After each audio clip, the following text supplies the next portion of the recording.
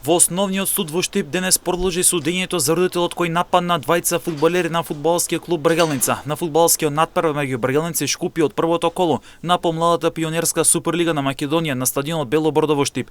На денесното рочиште беа сослушани неколку сведоци од страна на обвинетиот, а следното рочиште е закажано за 10 октомври. На претходното рочиште кое се одржа на 29 септември беа исто така сослушани сведоци, исказ даде и двајцата оштетени фудбалери од фудбалски клуб Бргалница. Инаку првото рочиште се одржа на 18 септември, кое беше одложено бидејќи обвинетиот побара преведувач на албански јазик, а откако истиот беше обезбеден на 29 септември продолжи судењето. На надпреворот кој се одигра на 24 август меѓу екипите на Бргалница и Шкупје од првото коло на помладата пионерска Суперлига на Македонија, родител на фудбалерот фудбалски клуб Шкупи нападна двајца фудбалери на домашната Бргалница. Фудбалерите на Штипскиот клуб се здобија со повреди констатирани во клиничката болница во Штип, а овој натпрев заврши со победа за Бргалница со резултат од 2:1.